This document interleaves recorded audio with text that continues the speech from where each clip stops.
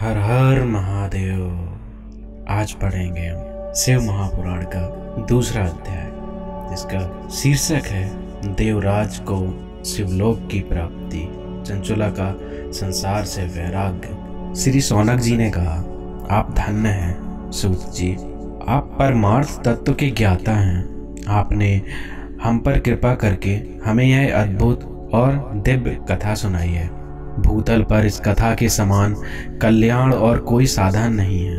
आपकी कृपा से यही बात हमने समझ ली है। सूत जी, इस कथा के द्वारा कौन से पापी शुद्ध होते हैं, उन्हें कृपा पूर्वक बताकर इस जगत को कृतार्थ कीजिए। सूत जी बोले, मुने, जो मनुष्य पाप, दुराचार तथा काम, क्रोध, मद, लोभ में निरंतर डूबे रहते हैं, वे भी शिव पुराण पढ़ने अथवा सुनने से शुद्ध हो जाते हैं तथा उनके पापों का पूर्णतया नाश हो जाता है। इस विषय में मैं तुम्हें एक कथा सुनाता हूँ। देवराज ब्राह्मण की कथा। बहुत पहले की बात है कि रातों के नगर में देवराज नाम का एक ब्राह्मण रहता था। वह ज्ञान में दुर्बल, गरीब, रस बेचने वाला तथा वैदिक धर्म से विमुख था। वह स्नान संध्या नहीं करता था तथा उसमें वैश्य वृत्ति बढ़ती ही जा रही थी। वह भक्तों को ठगता था। उसने अनेक मनुष्यों को मारकर उन सबका धन हड़प लिया था। उस पापी ने थोड़ा सा भी धन धर्म के काम में नहीं लगाया था। वह वैश्यागामी तथा आचार भ्रष्ट था।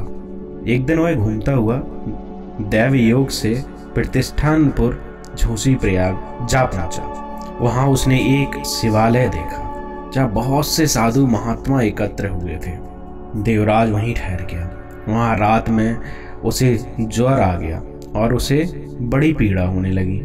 वहीं पर एक ब्राह्मण देवता शिव पुराण की कथा सुना रहे थे।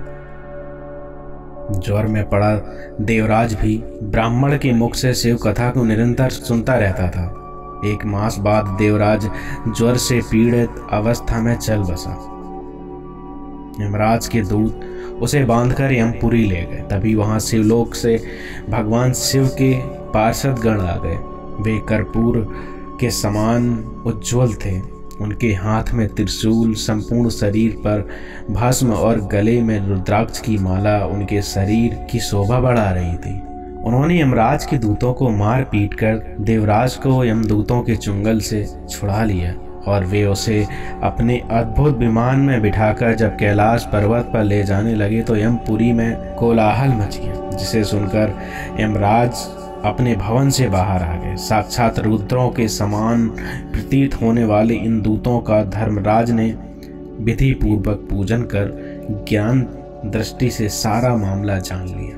उन्होंने भय के कारण भगवान शिव के दूतों से कोई बात नहीं पूछी। तत्पश्चात शिवदूत देवराज को लेकर कैलाश चले गए और वहां पहुंचकर उन्होंने ब्राह्मण को करुणावतार भगवान शिव के हाथों में सौंप दिया। शौनक जी ने कहा, महाभोग सूत जी, आप सर्वज्ञ हैं। आपकी कृपा प्रसाद से मैं कृतार्थ हुआ। इस इतिहास को सुनकर मेरा मन आनंदित हो गया है। अतः भगवान शिव में प्रेम बढ़ाने वाली दूसरी कथा भी कहिए।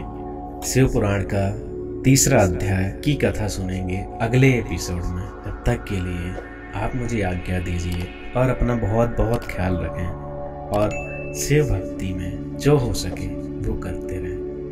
बोलो हर हर महादेव।